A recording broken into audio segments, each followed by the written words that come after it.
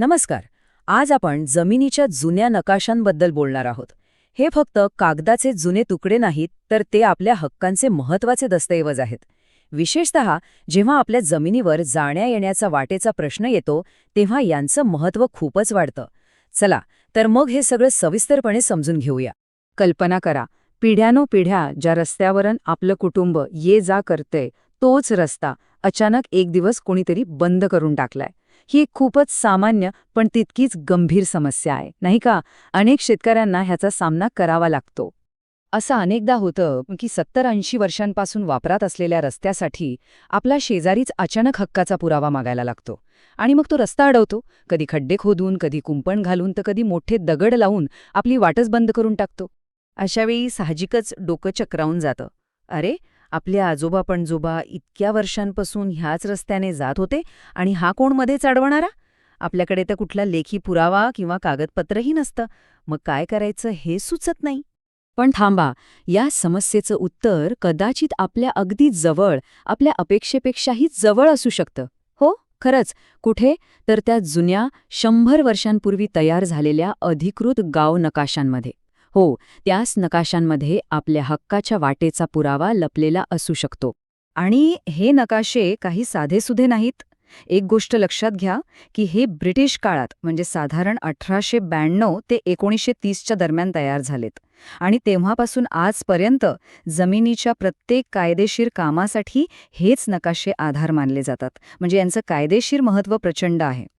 तर मग चला, या विश्लेषणाच्या सगळ्यात महत्त्वाच्या भागाकडे वळूया. या नकाशांवर आपल्याला काही वेगवेगळ्या प्रकारच्या रेषा दिसतात.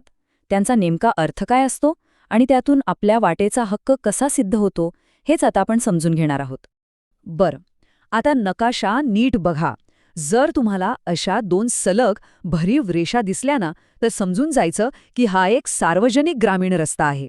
याची रुंदी साधारण 30 फूट असते. आणि सगळ्यात महत्त्वाचं काय, तर या रस्त्याचं क्षेत्रफळ कुठल्याही खासगी गट नंबरमध्ये मोजलेलं नसतं. हा एक स्वतंत्र, सगळ्यांसाठी खुला रस्ता असतो. आता या 2 तुटक रेषांकडे बघा. याला गाडी मार्ग असं म्हणतात. याची रुंदी थोडी कमी, म्हणजे साधारण 16.5 ते 21 फुटांपर्यंत असते. पण इथं एक खूप मोठा फरक आहे. हा रस्ता ज्याच्या शेतातून जातो, त्याच्याच जमिनीच्या पोटखराब क्षेत्रात याचा समावेश असतो. म्हणजे काय, तर ही लागवडीखाली नसलेली जमीन असते.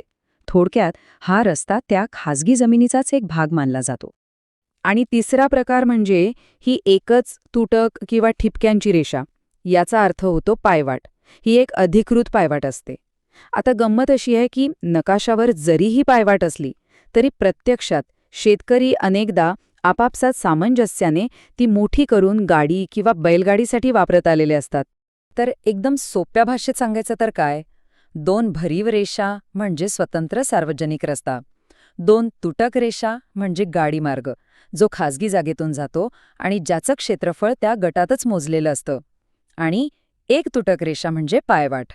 हा फरक नीट लक्षात ठेवा, कारण हा खूप महत्त्वाचा आहे. पण मग एक प्रश्न येतो. समजा नकाशावर रस्ता स्पष्ट दिसत नसेल किंवा त्याचा उल्लेखच नसेल, तर मग काय करायचं? घाबरून जायचं काहीच कारण नाही. अशा वेळी सुद्धा आपण इतर पुरावे सादर करून आपला हक्क सिद्ध करू शकतो. कोणते पुरावे? तर बघा, रस्त्याच्या जुन्या वापराचे काही फोटो असतील तर ते चालतील. जुनं खरेदी खत असेल, त्यात वाटेचा उल्लेख आहे का ते तपासा. 7-12 उतारावर काही नोंद आहे का? किंवा दुसरा कुठलाही जुना दस्तऐवज ज्यात या वाटेबद्दल लिहिलेला आहे तो महत्त्वाचा ठेवतो. एवढंच काय, तर ऐतिहासिक वापराचे साक्षीदार सुद्धा महत्त्वाचे ठरतात. आणि हो, एक गोष्ट कायम लक्षात ठेवा. जर तुमच्या जुन्या खरेदी खतामध्ये किंवा दुसऱ्या कुठल्या दस्तऐवजात या वाटेचा स्पष्ट उल्लेख असेल ना, तर तो न्यायालयात एक खूपच भक्कम पुरावा मानला जातो. त्याने तुमची बाजू एकदम पक्की होते. चला, आता आपण शेवटच्या आणि सगळ्यात कामाच्या टप्प्याकडे आलो आहोत. ही अडवलेली वाट कायदेशीरपणे परत कशी मिळवायची, त्याची नेमकी प्रक्रिया काय आहे ते समजून घेऊया. ही प्रक्रिया तशीच सरळ आहे, घाबरण्यासारखं काही नाही. पहिलं काम म्हणजे भूमी अभिलेख कार्यालयातून किंवा तलाठ्याकडून गाव नकाशाची एक अधिकृत प्रत काढायची. दुसरं, तुमच्याकडे जे काही पुरावे आहेत, नकाशे, जुने दस्त, फोटो, ते सगळे एकत्र करायचे आणि तिसरं, हे सगळं घेऊन थेट तहसीलदार किंवा मामलेदार यांच्यासमोर तुमची केस मांडायची. आणि सगळ्यात दिलासा देणारी गोष्ट म्हणजे मामलेदार कोर्ट ॲक्ट नावाचा कायदा आहे. त्याच्या कलम 5 नुसार तहसीलदार साहेबांना असा अडवलेला किंवा बंद केलेला रस्ता पुन्हा मोकळा करून देण्याचे पूर्ण कायदेशीर अधिकार आहेत. त्यामुळे योग्य पुरावे असतील तर आपल्याला न्याय नक्कीच मिळू शकतो. तर या सगळ्याचा अर्थ काय? आपल्या जमिनीचे नकाशे म्हणजे फक्त कागद नाहीत, ते आपल्या हक्कांचे संरक्षक आहेत. त्यांच्यावर एक कहाणी लिहिलेली आहे.